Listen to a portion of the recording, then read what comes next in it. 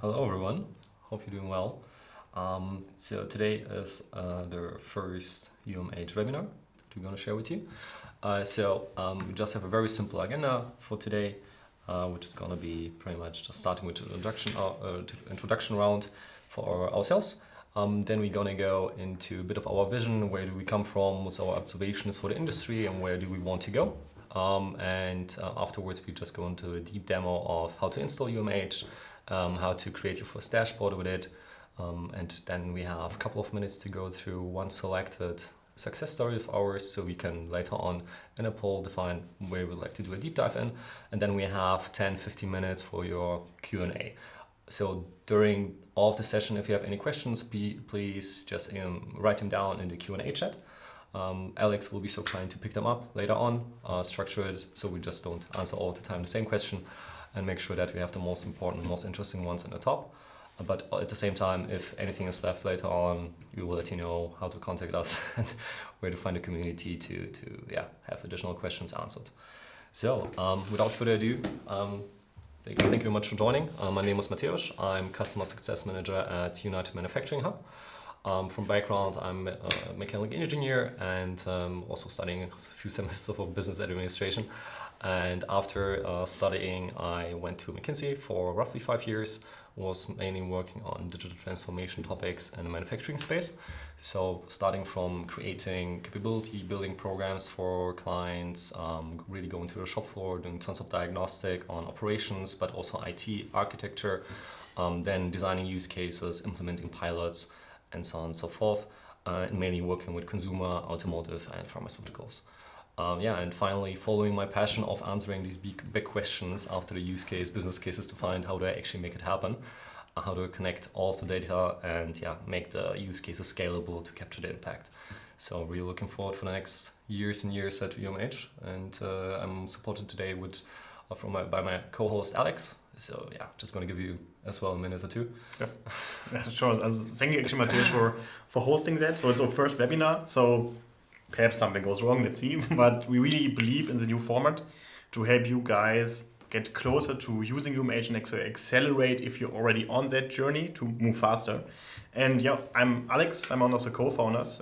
Besides, you already know, I guess, Jeremy from our blog articles. So I'm more on the commercial side of things. Actually also know Mateusz for a few years now, because before we founded UMH, we actually had a system integrator. By background, I also studied mechanical engineering, but then built a system integrator with Jeremy first. And then we're also interfacing a lot with Mateusz prior worker. So this was actually a good time. Now we transition for helping people doing that on their own and build the most comprehensive end-to-end solution for the Unified Namespace to get started, but still then be able to pick and place later the components that you want. But our main hypothesis is that you have a hard time getting started, spend too much on system integration, but what you just want to have is like this end-to-end solution, which you can then also extend further down the road with more components, other components. But with UMH, it's all about getting started and moving fast. And I'm just here to help and any special questions that might come up. And therefore, I would hand back to Mateusz. So it's your show. Let's go. Thank you.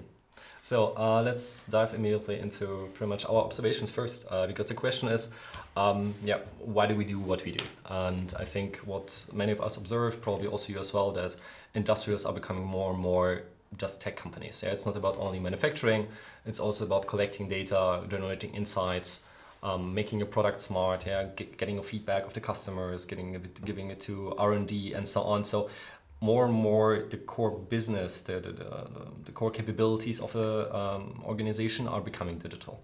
So this is what we observe, and probably you are also trying to do. Additionally to this, so whenever we talk with potential customers in general, prospects, system integrators, and people from the industry, we hear a lot of times pretty much the same story, the common theme. So that when we're talking about connecting data, making it accessible and so on, it's always about like 5 topics that people want to address. So it's really about, number one, standardizing the data. We don't want to have, so no one wants to have this additional data dump of unstructured data where you need a subject matter expert to really understand the SQL table, where you have problems understanding OPC UA server because nothing is clear, just random numbers, variables are being shown, and so on. So companies really want to have this standardized and easy to understand data. So the same goes pretty much into making it also accessible. Yeah, so we have typically tons of data silos between business functions, organizations, and just making this data that you collect accessible to not only different functions but also different roles. So for example, automation engineer, data scientists, business analysts, production managers, and so on. So democratizing pretty much the data that you as a company already create and own. After this, also another topic is just increasing the automation of workflows. Yeah? So this could be, for example, I would like to get the data from my ERP to the machine, including the order, setup parameters, and so on, and do it more automatic as it is currently. Yeah? This could also include changeover manuals and so on and so forth. Yeah? Just to really go the next step in the automation space. Of course, everyone's talking about it. It's also going to be definitely the future, but integrating AI even more deeply into the value chain. So not only about like quality inspection with cameras, but also making demand forecasts and so on and so forth. So talking about supply chain, marketing, and whatever you can think of. And big theme that we've seen and why we also believe so much in open source in general is that people are interested in having an infrastructure which enables this. It is modular and lock-in resistant. So tons of, you've probably heard all of the stories of AWS, Azure, and so on, creating this infrastructure on the edge. By the end of the day, you spend tons of cash and are still not as flexible as you thought. So really having infrastructure that is modular. So so we can really just take the best of breed solutions and connect them to make them to have the best possible solutions, also the cheaper ones, more reliable ones, and so on, and create your own personalized infrastructure, and at the same time reduce the lock-in. Yeah? So if you have something and it's after 5-10 years, there's something better out there, way better, like 10x better, it actually makes sense. I would like to easily be able to switch. And all of this, of course, with as much availability as possible, without having like 3 data historians at the same time running, trying to do the same. To add also one more color on this modular lock-in resistant sync, we really believe in all the 4 arguments up front. And this is why you should not even trust us with building the architecture. Yeah? So you should, at any point in time, this will be, if we write the central component of all your data in manufacturing, of all your processes, all your software intertwined together. So don't trust a single vendor, cloud, hardware, or software on that. Pick and place the best tools out there and try to be ideally as open source or as open on the APIs as possible to really don't get locked in perhaps again in such a system. Yeah, so this is pretty much the common theme that we see people are always telling us. But of course, reality nowadays looks still a bit different, where then the idea of the unified namespace comes in. So on the left-hand side, you see industrial standard. Yeah, so tons of machines, use cases, and systems that you want to connect are being connected. Typically, you connect to multiple data sources, maybe OPC UA server, database here, database there, maybe ERP, and so on. Just for a single use case. You can, it's tons of integration effort. If you do it once, afterwards you also have additionally tons of maintenance, tons of reliability issues, and so on. So even the initial effort doesn't seem to really be worth it, especially once you think about scaling it up, it just falls apart. So the idea of the unified namespace is about simplifying this massively. So only doing integration once, standardizing the data, making it easily accessible in one single source of truth in the unified namespace, and from there connect whatever use case systems you want to have to a single data points, extract them, and get as much historical and live data as you want. Pretty much reducing all of this clutter, all of this spaghetti diagram to a single point, and then just working with single point connections and saving 60-70% of integration efforts once you set up a connection to machine once. Because I've never also seen anybody on the left side loving to do that. Yeah? it's like the infrastructure part is always just the reason why you need to do it, because you love to build another OEE application, another dashboarding, quality management, energy management, or whatever. But it's always an enabler. An enabler should be as simple, as easy, as fast, as cheap as possible. And the unified namespace seems to be that, hopefully, missing link to really do that at scale. Exactly. So typically we don't see change management issues because people don't want to, are not interested in the use cases, more about how do we actually do it. Once again, because we've tried it so many times and it all the times failed. So this is where we want to pretty much go. And benefits, I think you already mentioned some of them, but just to recap a bit here. So we're talking from finally moving from R&D, where manufacturing is a bit of a black box, to having the full feedback from the production, from the customer's product and so on, to engineering to really improve your products. As in production, we all know all of the pilot purgatories of pretty much at least half a decade where tons of use cases are implemented. Somewhat the value is addressed, captured, but it's very hard to scale it. Pretty much moving to, hey, I can deploy a use case in a couple of days after I integrated everything. And then of course, saving IT's life on this, because everyone knows that a lot of the manufacturing systems are still running on an old VM. Could be like Windows or whatever. It's very hard to understand what's happening there. If something goes bad, you have to restart the VM. And it's very hard to monitor, making sure it's safe, reliable, scalable. And then, new normal, just having the IT best practices of deploying infrastructure as a code reliably. Moving forward with Kubernetes and whatever is else out there that's scalable. Especially also, I think the IT, and there's also a common thread that I saw, like OT systems never fail was the, everybody's saying that OT systems are more reliable than IT ones. I think this is for some degree true, but looking forward, you will scale way more systems. So you're not talking about one SCADA, one DCS system, you're talking like dozens of edge PCs per factory, hundreds of integrations in between other systems, and the statistics add up there. So you could get away with monolithic systems now, but the cloud is built in that way because of reasons. And same problems and principles are also now arising on the shop floor. This is why we believe, and also as system integrators pushed ourselves to actually building cloud native on the shop floor also. So this, pretty much what we are trying to address here. So we try to bridge really the world between IT and OT and make this data asset accessible, resilient with the cloud native technology, and especially manageable, not only for IT and OT, but really for both. Whoever is using the data, connecting data, and also using the data later on in different applications. But the question is always a bit, how do we do this? Just to give you a brief introduction into the components that we use in our stack and how we typically connect to an infrastructure in an enterprise. So on the left-hand side, you see the typical automation pyramid, from sensors up to the ERP levels, dozens of different communication protocols, requirements, data models, and so on. And on the right is pretty much how we address it with our infrastructure. So as many of you already know, we are open source product and are using tons of very well matured and reliable battlefield tested components that we integrate into a single stack and then also abstract this whole stack to make it easy for you to access, manage, and have the latest and greatest of an infrastructure with minimal requirements in terms of skills. So what we have over here in the middle is UMH Classic, which includes all of our components. So we're talking about connectivity pieces like Bentos, typically super scalable standard connector, where we add additional machine protocols ourselves. Then we have our Swiss Army knife, the Node-RED, if we have something very fancy from, 1980s or very specific machines. And then we have the Besium to also connect to SQL databases safely. Whatever we connect is then moved over to UNS and the message brokers. We have a combination of MQTT and Kafka, where we, mainly use Kafka. MQTT is more of a connector for us, but I think there's a bit technical deep dive we can do maybe later. Yeah. And then moving forward to our time series database, which is a TimescaleDB based on Postgres, so super reliable, well-known, a bit boring, but this is how a database should be. And then additional stream processing capabilities of Bentos.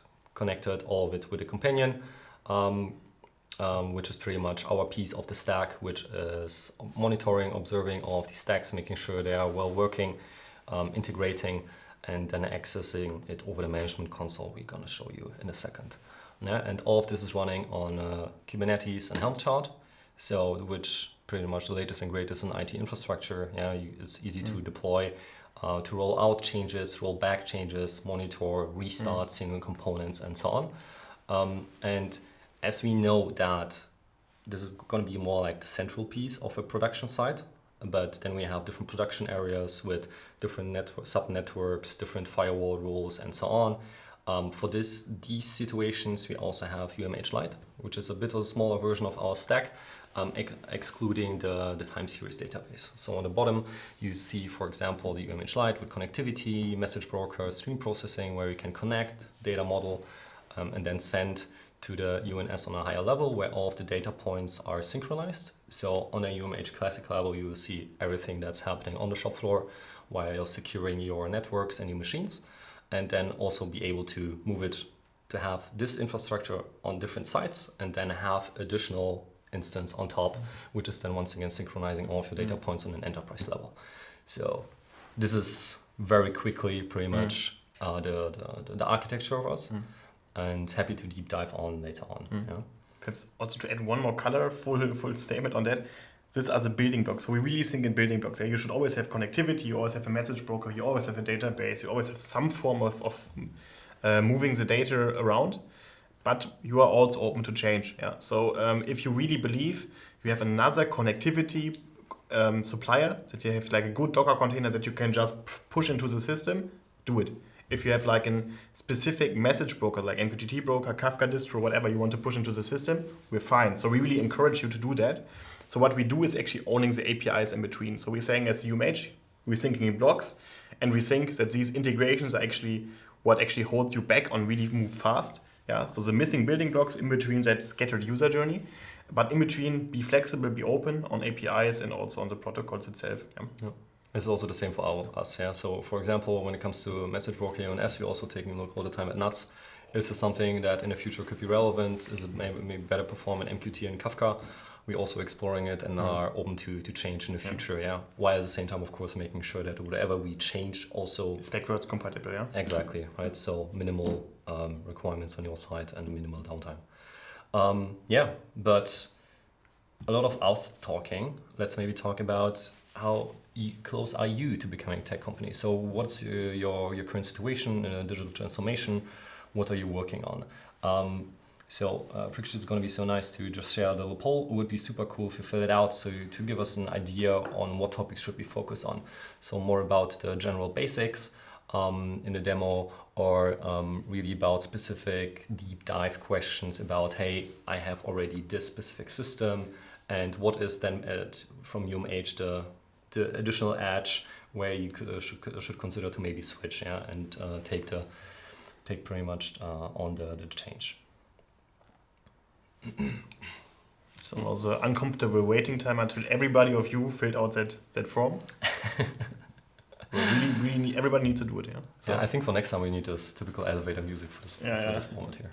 A little bit of like the cringe cover. So I think between those questions we have something to listen to. Yeah. Yeah. Also, if you have any questions, as said, please just drop them already into the Q&A chat. Alex will be so kind to summarize all of them, and then we can address as much as possible.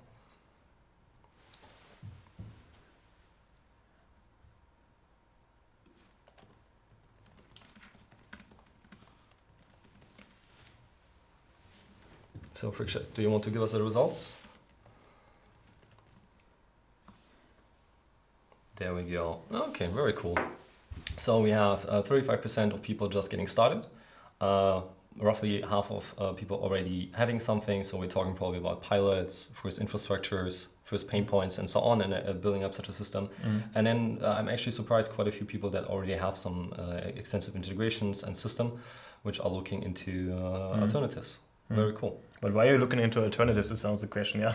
if you're done, why? So it's a journey, yeah. Also the UNS, what everybody else had 3 years ago is perhaps also now refined. So really encourage or happy that you're already here or still here to really iterate, improve on this whole journey, because nothing is set in stone. Definitely. So we're looking forward also to later on hear questions about why you would like to change. So what are the pain points that you have? Because of course we think that we have a quite good user story for now, and also for our future roadmap. But we might learn here something as well. So looking forward to it. In that case, let me just share with you our management console, our main entry to the infrastructure. So over here, you can pretty much do the same while you're in this webinar here. So sign up at management.umh.app is very simple. Just type in all of this here, click on accept, and then just sign up. You have an account immediately, and then can pretty much start rolling to give it a try yourself. Yeah. And perhaps also there, the obvious question, why, Mateusz, do I need to register on a SaaS platform to deploy edge infrastructure? So that's a quite good question. So we really believe that to make it such a system manageable, especially when we're talking about rolling out tons of instances, yeah, so it's not only one site, but let's assume maybe like 10, 20, maybe even 100, yeah, how do I actually manage such an infrastructure when I'm collecting all of the data in a single point? You don't want to SSH into specific virtual machines. You don't want to connect to VPNs just to understand what's happening there, but you want to have a central interface which is easily accessible and allows you to monitor, do some updates, and really use actively this management, so the data. Yeah, and at the same time, we don't want to have anything that you need to install because people are using different, Windows versions, maybe OS and so on. Some people using Mac OS, some Linux, and so on. People have different setups, different networks. Different rights on a computer, so why should they install like a software to then access the UNS? Yeah, for us it's really about easy access for all, so this is why we have it in a browser, but of course ensuring that everything is as secure as possible and end-to-end encrypting the whole communication, so even us don't know what you are actually pushing through this UNS and what are you visualizing yourself currently in the browser. So this is why we chose this tool here. Yeah. So I really also believe this is the best of both worlds. Yeah. So we know, and we also saw that manufacturing is an edge infrastructure game. So yeah, you cannot just connect a machine PLC to the cloud. Okay, perhaps you can, but you shouldn't, because it's quite unsecure. But now, in a free time, you're using Teams, you're using Slack, you're using other really, really great cloud native tools, and it feels so easy to integrate with the browser. So we want to bring that experience also to the shop floor by management.umh.app be the interface, cloud-based, to your edge infrastructure to then avoid a lot of pain that we had at the IT integrators. Yeah, so how to set out the first instance? Very simple, as you see, just clicking two buttons, and then let's go for the UMH Classic with the database. And here you pretty much just define the instance name. So let's call it webinar demo. Let's go for, maybe United, and then decide, let's make it Cologne. You can also then specify the specific area if you especially if you want to set up UMH Lite instances. Yeah. Otherwise, this is not super relevant for you. So then just create a single command. That's pretty much it. And then we can talk about how to install it. So I have over here, just gonna SSH into my virtual machine. It's running. Pardon my typo. So it's running Ubuntu 22, but also Ubuntu 24. It's going to be completely fine, yeah. So the usual suspect, IP address this, and we're already logged in, yeah. Let me just put it into full screen. What is for people that don't have like an operating system in place? If it's typically we support 3 operating systems. So one of them is set standard Ubuntu. We also have standard RHEL, so Red Hat Enterprise License. If you don't have access to any of these, you can also just go for Flatcar, which we provide. And it's also very simple Linux distro, very lightweight. So super minimal, so you don't need to update all the dependencies. It's just there to run containers. Highly encourage you to do that, but a lot of people start with Ubuntu, so we said, okay, let's do that today in Ubuntu. Yeah. So let me restart this because with sharing the screen like this, the toner sometimes has a bit of a hiccup. So SSH again. So while this is happening, Alex, can you tell us what people are going to see in a second, pretty much? Yeah. And actually, what would be the alternative? Yeah. So as system integrators, you normally, or perhaps a few years back, start with the main stack. Yeah. You have Mosquito, Influx, Node-RED, and Grafana to really kickstart whatever we just promised you. And the problem with that was now we need to provide an operating system, USB stick into that, sideload Docker, update all the dependencies, install via Docker Compose, for example, the components. After you install the components via Docker Compose, but first you need to get the Compose file on there, authenticate via central registry, etc. And then also pipe the components together, yeah? Redirect that Grafana needs to communicate with TimescaleDB in that way, manage all the credentials in between, etc. And this was also not that scalable if you considering you need to set up not one, not two, but hundreds or dozens of HPCs and also update if they go wrong. And this is actually what we try to avoid here. This is also what Mateusz will show. Just one command that you can execute on your machine of desire. And from there, the rest of the infrastructure will actually just spawn and will live from there. And yeah.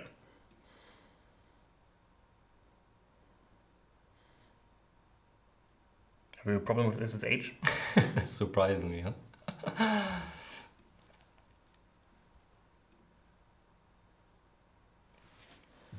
Otherwise, you might need to try it. I'm not sure. It's just my Mac now having a bit of a spin. Actually, we are still seen, right? So it's not an internet problem. Let me just select the details, and then you can just throw in the command. You would be so kind. Sure. Yeah, so.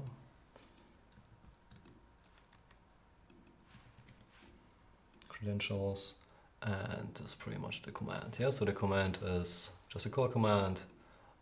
We are just connecting to one domain. It's a management umh.app. You don't have to whitelist anything else. And then we have at the end pretty much a few parameters you set up, like enterprise, location, and so on and so forth. Copy pasting it, sending it to Alex, and then always have backup plans, yeah. Yeah.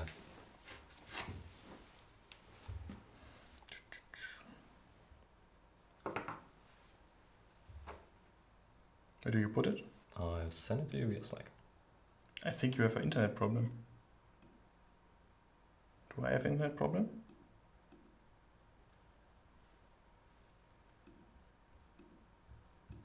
I don't receive a message. I'm fine at the moment. Okay, strange. I don't receive actually. No, I got it. So, yeah, okay, perfect. So let me go via SSH. So here at the bottom, you see that we are pretty much currently waiting for the instance being started. But let me maybe in the meanwhile give you a bit of a vision here where you want to go. So let's just jump into demo mode. But also from my side, it's not reachable. Let's continue the demo mode and I fix it in the background. Okay, looking forward to that. So otherwise, just switch the Wi-Fi. Yeah, Let's give it a try. Yeah, I might also need to do that as I see it over here. There we go. So this is now looking good. Perfect. So pretty much to the vision of our UNS. So enterprise level, then all of the sites, then breaking down into machines, production areas, and so on. So pretty much the ISO 95 hierarchy that we have over here. Over here, then you can very easily access single data points. For example, humidity as an environmental. You see where it comes from, so where it goes. The few last data points. So you also have a chance to understand, is this something that I'm looking for? Is it exactly this? Is it also well standardized and so on? So do I see Celsius, for example, instead of Kelvin or Fahrenheit? And then if it's the right data point, you can easily access it. Yeah? So we have here pre-configured SQL queries, for example, for Grafana. So just copy paste it, then you can roll with it, or also timescalability if you want to access the historian. If you are looking to use notifications, alerts, and so on, implement these with live data, you can also access MQTT broker or Kafka as well here. Yeah? And of course, it's not only about single data points with a timestamp, but also sometimes we're talking about, where is it here? Yeah, LoRaWAN data, more complex payloads. So you're also very flexible to pretty much send out whatever you want. Could be also ERP data, like orders and so on and so forth. Yeah. So this is your unified namespace. This is pretty much your enterprise. So you will define how it's supposed to look like. So I just give you mine, my VM. So I will post you personal set one, and this is the password I just provided you. Okay, perfect. Thank you. I'm not sure what actually happens. This is actually why you should use Flatcar, not Ubuntu. Yeah, it's still supporting it though. So yeah. There we go. There we go. Surprisingly smooth. So reset, boom, there we go. It's the right password. Okay, back to this here. So, but we are not, also not only collecting single data points, we also checking if whatever you have is actually valuable to you. Yeah, so we're doing a couple of checks on is the payload, does the payload look right? Yeah, so is the timestamp missing, for example? Is the right schema attached? Yeah, so is it saved in historian and so on and so forth, just to allow you to not have another data dump, yeah, with unstructured data, but really have as much standardized best practices implemented over here that you can also later on share with other people. Because the last thing you want is to have another data source which is pretty much requiring additional expert knowledge just to have a single data point. Yeah. So there we go. So first webinar, first hiccup. All good, all good. You can't imagine what I've experienced in my 5 years of McKinsey sometimes. Yeah. So share the SHA screen makes a lot of sense. Yeah, I will definitely do that. Just let me. Oh wait, I can actually just copy paste the call that I had before. But show them that we're not lying. Give me a second. So you're just gonna put it here. So this is now the axis. You just throw it in, and this was the single line of code that we created a second ago. Yeah, so while this is running, let me just go back over here. So we're gonna see it in a second once the instance is installed. So as Alex already installed, with mine one, you need to kill what was already on there. So it automatically checks also in the background if there's something on it. And now Mateusz needs to deliberately say, kill it and put something new on there. So this is actually what he confirmed now with yes. And what's happening in the background, we are now from the operating system installing all the dependencies necessary to get the UNS from the ground.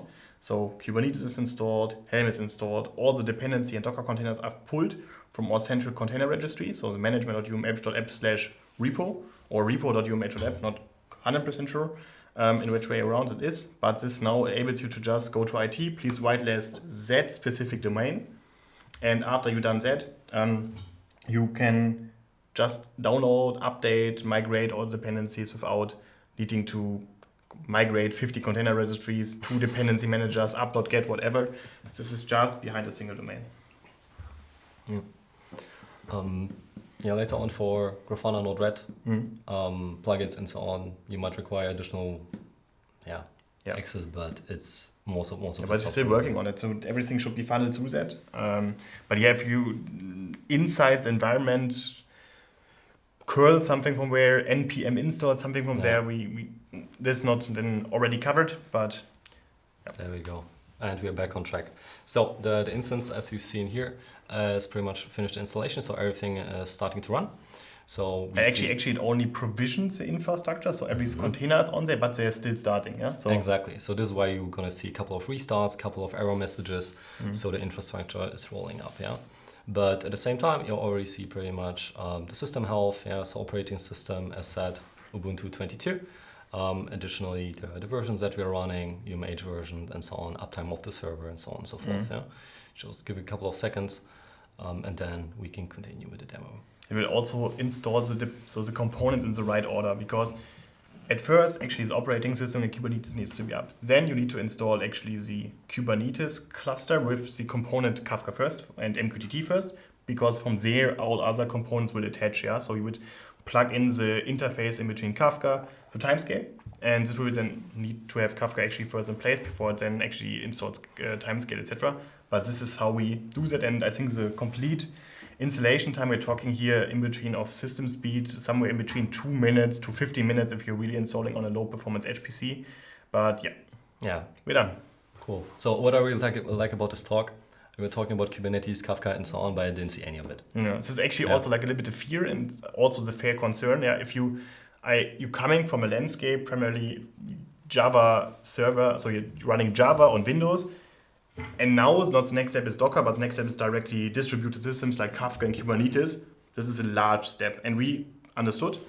And still using those components in the background like MQTT and Kafka, but don't let you see that. Yeah, we just interface everything for the engineer and the IT guy, and everything else is in between, still modular, but it's not overwhelming users and also not overwhelming you if maintaining the system. So what do we do next?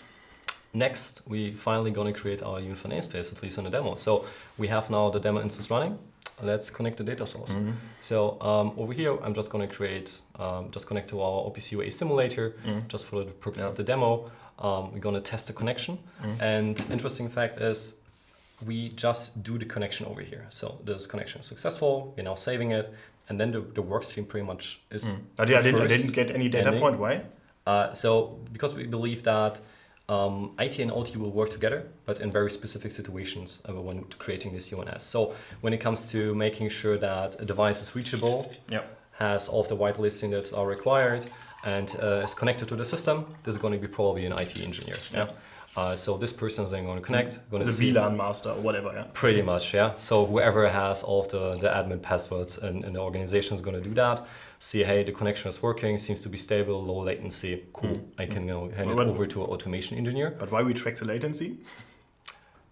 Just to understand if they're actually sending something. Because we have tons of situations where just OPC UA server just dropped. No one knows when, how, why. But something is not working. Dashboard is not working.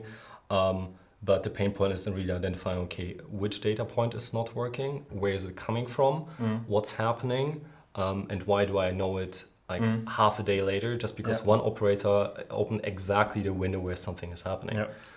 So trying to actually build like the troubleshooting capabilities inside the tool, which we experience as system integrators back then, are already seeing a lot of questions actually coming in.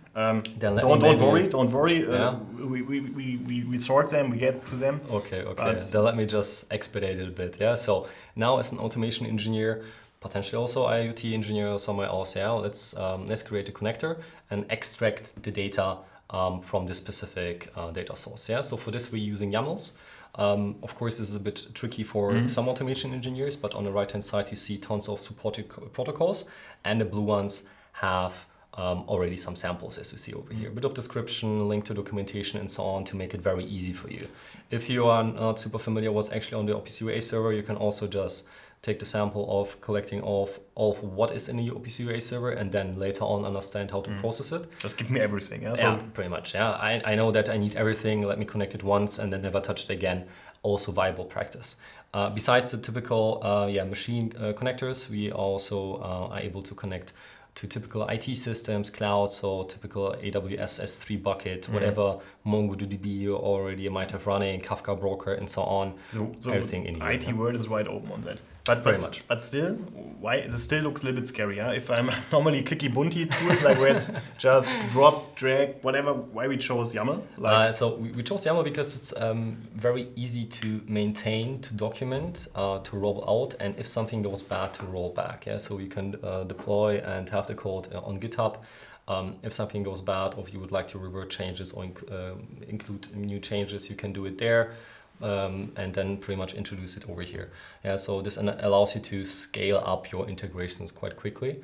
And of course, some people might still like to have a bit of a different UI, but we also have it on the roadmap just to make it even a bit more accessible. While at the same time keeping up the flexibility, so you can really address all of the typical, I'm connecting to an OPC UA server, which is once again a bit more special than the last one I was connecting.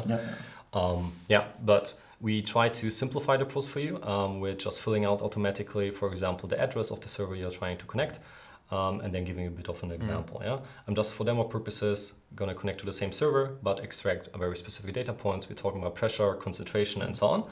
And then down below here, we also automatically included the position of the unified namespace, so United, Cologne, and then typically you want to have it in a historian database. Then additionally, we have here some data processing capabilities. So if you want, for example, have an average, running average, or want to post data points that reach a specific threshold, not before, you can adjust it here, or as simple as I want to have this data point instead of a string in form of a number, which I'm doing over here. And I'm also changing the unified namespace to pharmagenics, Aachen packaging, just for demo purposes over here. So we're saving it. For this specific connection, there is being a specific container deployed. This allows us to monitor it, to also restart, update it, roll back. And if something goes bad, it's not affecting all of the other connections. Yeah? So you don't have to restart a complete Windows VM just because something is not working about one specific server. Yeah? So you're automatically creating new container deployments per interface, yeah? Sounds actually, if you do it on their own, it's more work. But we really believe, like Mateusz said, if something goes wrong, it's not affecting the other parts of the system, and this is how you really detach the problems from one another to make it scalable. Yeah. So over here, now the connection is configured. We're just waiting a bit for some data points. The simulator is a bit slow, and then in a few seconds the connection will jump to healthy, and we're gonna see something in the Unified Namespace. So we're not only monitoring the latency, but we're also monitoring if through the API or PCA, it's even actually coming messages, yeah, because the server could still be available, like from a network perspective, but be in an unhealthy state, so that you can later on not actually messages. Nevertheless, it's actually available. So wait, give me a second, because I would like in the meanwhile to already open Node-RED. We're actually a little bit late on time, in my opinion. So yeah. I think we speed a little bit up to also get the questions in. Okay, good. Then let me at least show that Grafana and how we can pretty much input some of the data. So this is over here. I just need your IP address as we always create a Grafana instance, so which is at this port. There we go. Over here now in the applications you can copy paste the password. It's automatically generated, so secrets are managed. Exactly. So it's always admin, yeah, at the first deployment. So I'm just going to type in the password, and immediately you can access Grafana dashboards over here. Yeah? So here, no, thank you. So here then create all of the visualizations that you are interested on. So let's take a look over here. Connection is healthy. Do we see some data? Yes, we do see some data. So just to show you how easy it is now to access the data points. And what structure is it? Why is it in this clicky down data tree? The ISO 95 one, right? Yeah, it's an ISO 95. Yeah, you see over here, this is the enterprise, the location, this is the production area, this is the specific packaging production line or machine. And now this production line, this is now the blister machine, and here's the historical data that we're extracting from it. Yeah, you see live data coming in, say, hey, this is reasonable, yes or no. Copy paste this SQL query to Grafana, just go over here, create a new dashboard, new visualization. This Grafana instance is, as you see, immediately connected to our timescale DB, which is super cool. So just magic in the background, yeah. Exactly, all of the integration efforts that Jeremy was doing, and then we just paste the query, and immediately we have access to the data that we just connected. Yeah, so you see, it takes a bit of a while. The simulator is just dropping something, but this is then how you access all of the data within 2 minutes maybe after integrating it, and can create either dashboards to explore your own dashboards, your own data, or just create something for management and so on and so forth. There's also a little bit that we can also tick mark some questions. German cartoon, good name. Actually, also questions now, how do I get the pressure value from there? So go back to tech browser. You have multiple options. Option number one, Mateusz just shows, fetch it from the database. I just didn't get the new one. But if you want to get the new one, we automatically forwarded you the APIs from MQTT and Kafka. So you just can subscribe to the topic, get the tag, and then get an update on each new tag that you did. So one question in, hopefully answered, but this is how you get the pressure, or in this case, the concentration tag out of the UNS into other systems. Exactly. The same possible, of course, with Kafka, depending on the interface you want to use for the specific use case. Yeah, looking a bit at the time, because I was also like to share at least 2 minutes a success story that people can select, and then spend as much time as possible on Q&A. Yeah. I would now say, hey, Krüger, can you just share the poll of which use case, which success story we should do a deep dive on? And I can use the time to answer more questions. Please do, please do. So another one was actually Bentos now being Red Panda. We love it. So actually this is one of the greatest single-man projects ever, Bentos in my opinion. Disadvantage, it was a single-man project, so the bus risk, so the risk of this person getting hit by a bus and the project estate was quite high. And after the buying of Red Panda or integrating it, there's a way less attached risk to that by still being the same product on the same license. So we highly encourage that. That said, I think they removed the Snowflake integration because it's a Red Panda enterprise feature. Some strategic back and forth, we need to monitor that more closely. But in our opinion, great move for the community. Is widgets available? Are there any reach to use? Okay, need to understand that question more.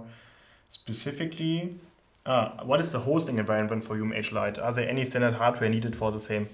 We don't care. So currently, it's as long as x86 architecture. It's working on migrating the stack also to run on ARM, because we also believe in the future of the ARM architecture, especially for edge use cases. But as long as it has 4 cores and the required system capabilities for the Lite instance, you can find them in our documentation, we're fine, yeah? So we cannot guarantee anything. If there's strange network hardware in there, something can go wrong, but we test actually with a wide variety of hardware components and also aim to cover everything. So Cool, thank you very much. Then we have the poll results. As you can imagine, not a big surprise, OEE condition monitoring is, as always, the most urgent question, yeah, because this is where the actual money is. And this is also where you can get the site, so not technical people on board, yeah? Yeah, they understand. Exactly. It's easy to understand for management. You can bring in accounting if they're just calculating costs. It's interesting for supply chain. How much can I push through? How much material do you need, and so on. So all of this. So let's just quickly jump into this example. Yeah. So we were currently working with a customer from food and beverage. Yeah. It's a subsidiary of the Edeka Group. So one of the largest supermarket chains in Germany, and we are integrating all of their pretty much single sites when it comes to juice factories over there. So what we had as a situation was that there was pretty much minimal to no transparency on the shop floor. Yeah, so whatever the production managers, supervisors, and so on had was pretty much dashboards of single machines that the OEM provided. If they were lucky, of course, with all of the all systems in the background and make it way less easy to use, accessible, and of course reliable. If they wanted to do any bigger analysis, then it was typically ERP analysis. What was the input? What was the output? How long did it take? And so on a very high level, and it was very difficult to understand where are the proven potentials. Yeah, everyone knew a bit of a benchmark of, okay, we can probably save like 10-20% over here, maybe be more productive and so on, but it's very hard to pinpoint where exactly. So what we did over there is connecting to every single production line. So production line is structured in multiple machines, and then for the specific bottleneck, we then created this OEE dashboard over here as an example. Yeah. So we're talking about a timeline. Very easy to also understand for higher management. Yeah, so is it green? Machine is running. We are producing. Yeah? Is it red? There is maybe an unclassified stop. Is it in this format violet? Yeah, hey, I have no materials coming into the specific machine or coming out of it. Like maybe the conveyor belt is stuck, stuff like this. And additionally, maybe there is breakdowns, missing materials, and so on and so forth that we can automatically extract from the machine and then visualize it here for people. From this, we calculate the OEE and also give a bit of an idea of what's currently running over there. Yes, and this is a very nice view as a first entry. Hey, I'm starting my shift, I'm starting my day. This is pretty much where people take a look at, see what's happening, and understand, hey, is there something I have immediately to go onto the shop floor and try to fix it? Yeah. Perhaps I can also chip in one more question here, because Diedrich, a little bit provoking question. Thanks, Diedrich. What do you need to do to evolve beyond dashboards? Yeah. So dashboard is not just analytics. I think a little bit we covered that. So dashboard, in our opinion, is just getting data that's already there and visualized in some form. There are 2 things that you need to do. Thing 1 is actually automating so-called data contracts. So you say, if you, as UMH, we have a data model for stage and OEE. So if you provide the data in that format, machine state, availability, scrap, shift, etc., you automatically calculate actually something like that, OEE on availability, quality, etc., down, and also can generate such dashboards. But there are some more specific problems attached. So what we say, you cannot automate everything. So we need to make it as easily available in business intelligence tools as possible. So this is why we expose actually the database or via SQL, dependent actually on your environment, actually only as a read replica, so that you don't mess up with a humongous BI query the whole infrastructure. This is something that we would like to do, and I think this can also be then connected to another question, so I can tick mark more here. How do you actually use UMH, where was it, actually with another timescale historian? Yeah? How do I make it in a highly available setup? With read replicas, it's actually super hard to get Postgres database in a classical high available setup. So you work with like a single ingress if you want so. And then other databases read from that. And then something fails over, you can pivot the data ingress to the other database. But this is actually how we construct Postgres in a highly available setup. Free to do it on your own. Currently, this is actually sadly, or in our opinion, a good and fair enterprise feature to have the UMH also highly available. But always APIs are open. Also to happy to discuss how you can do it in the community version. Thank you. So if you have another one, just chime in. But and just to give you a bit more detail into this OEE. So we also have more detailed versions of it where you see, for example, that we've broken down the OEE into availability, speed, and quality, and then add additional data from the ERP. So which order is currently running, how long did it take, also identify specific products. And then down below also, pretty much have the timeline. So you can do a deep dive and understand, for example, for a specific product, hey, how was my performance for this product compared to this product, right? And which enables now our customer to really just have these regular meetings, do the deep dive into the data and really understand, okay, we have issues. And in regards to changeover, we see it like our changeovers are taking way too long, way longer scheduled. We have tons of breakdowns on this specific machine compared to the rest, so we should maybe do more plain maintenance and so on. So all of this transparency allows to have the business discussions that you're going to have to really capture something. And typical first step to digitalization, as you're going to have tons of production data that you want to connect to actually calculate OEE and make get some transparency in. I think I can also connect it with the question of Jason. So he's saying, I'm now implementing the edge data UNS, connecting to a more clustered broker from EMQX further down. But what really moves the needle from us is actually front-loading use cases besides yours. So you're asking what should I do next? I think really integrating whatever you do currently on the architecture and infrastructure side of use cases, because at some point the plant manager will say, okay, what do I know? Have it on my P&L? What is moving my bottleneck? So you need to chip in use cases like those who is then super interesting on a Sunday evening to see, oh, my machine is off. Let me call somebody. The machine is green. I can go to sleep. To really offset costs and also get him engaged and make him come up with a new use case that you can implement and makes the cost actually worth it. There's also the point of if you have a use case in mind, you also have to only connect a couple of data sources. So we are also a big fan of not replace everything and then have spent over $1 million on integrating all of your systems at once, but really just start small, create some value, understand how the template could look like for a dashboard, and then, hey, this works great for this production line. Let me copy paste it for the next production line, and so on and so forth, and slowly build up your UNS. Because the worst situation is to spend tons of money without creating any value, and then being questions, hey, how much longer do you need until I see it in my P&L? And sometimes it only says, hey, I just need 3 more months, but it's already taking too long. You need to balance it, Perhaps another question from Sel. Hi, Sel. Great to see you here. Hi, guys. This is Sel at Merck. And I've been using UMH in my lab for a month. I have many people at work, and they always ask about how I apply security policies similar to Purdue model. This really depends on what you mean with security methods. One of them is actually, let me highlight one, and hopefully I got it right, is actually how to segment specific data points and interfaces. This is actually what we do with the layered scaling approach. With demilitarized zones, similar to the Purdue model. As in pharma, you add Merck Pharma to add some color on that. They have like the security zones. It's actually not one-to-one mapped to the Purdue model on the different level 1, level 2, level 3 systems. But you separate specific lines or DCS systems from others. So you have, with the UNS, you need to have all UMH Lite or another component of the stack who's only fetching from that network segment, not accessible from top to down. But you can now shovel out the data of the security zone. So you have the information. You can also theoretically send commands because it subscribes to data and it can get it back to the edge. But this is how you implement via this network segments and the 2 network interfaces per instance, a security concept similar to the Purdue network security levels. There's more security attached, access control lists, etc. pp. But I hope this helped a little bit.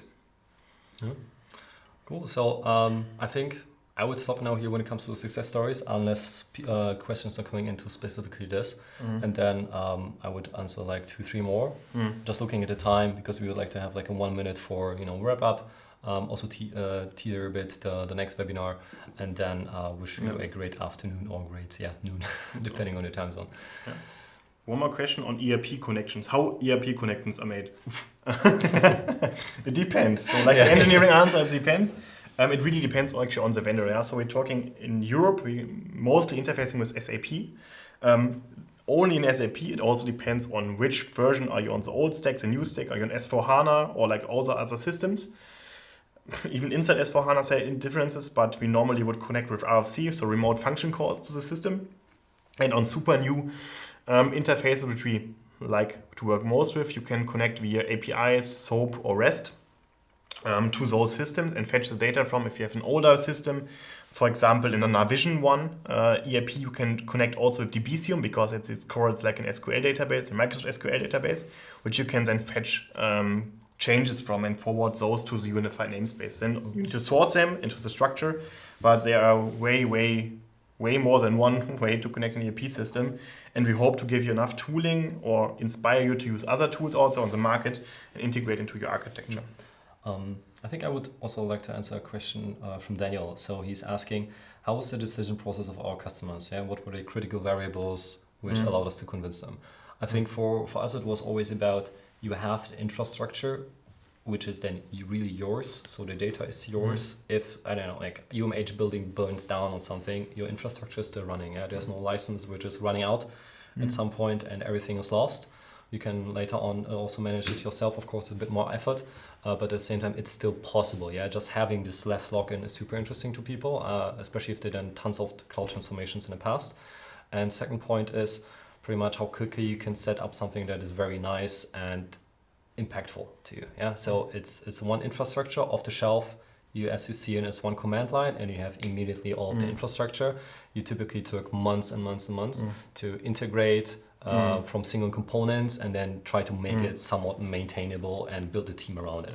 It's also actually this part of the cost that we are attacking. So you can get there with very many ways, but typically you front load multi 100,000 to million projects to actually get the architecture in shape and deployed. And we want to build like a shortcut to that. Just use an open source product to bypass actually architecting every time over and over from scratch because we think it's stupid. And then just adjust the architecture and extend with those tools that you really love. Could be in HiByte for like a data modeling even better. Could be in Litmus for connectivity. Could be in HiveMQ Cloud or a high availability setup also on the MQTT part. So we really encourage you to get started fast and then extend with the tools that you want to have later. Yeah. I think we're running a bit out of time. Yeah, let's get CTA in there, yeah? So we're definitely going to address all of your questions later on. We'd like to reach out to you or also encourage you to join our Discord channel. So on the right-hand side, we have the QR code to our big community. Nowadays, more than 800 people, system integrators, users, potential users, us in there discussing IoT in general and especially the UMH. Yeah? So if any questions about how to implement something. If something doesn't work. Please go there. Yeah? People are going to help you very quickly and us also for us super cool to see what you're actually doing with it just to improve our user story and product. On the left-hand side, we would like to encourage you to join the next webinar because this is definitely going to be a next one. And a little teaser, we then going to go a bit deeper into the dashboards. Yeah, so really build some dashboards. Yeah, not just build an easy one like time graph, but really build needle-moving dashboards for different applications that you can get inspired. We would like to do a deep dive on this just to show you how you can create something that's also compelling to management and so on. So just on time with 1 to 2 things that we have to let go. Thank you very much for joining. To everyone behind the camera. Thank you very much, Alex, for co-hosting, helped me out, especially with the very technical details here. And I'm really much looking forward to get in touch with you on Discord and also in the next webinar. Yeah, and I'm also super sorry, there are so many more questions sliding in. We cannot cover all of them. And I'm super sorry, I already know a lot of people who ask the questions, so I feel even worse. So please hit me up with the questions, either on LinkedIn, on mail, or ask us actually for one-on-one time. Happy to do that and help you with your journey. Yeah. Thank you very much. Take care, everyone. See you soon. See you. Bye. Bye.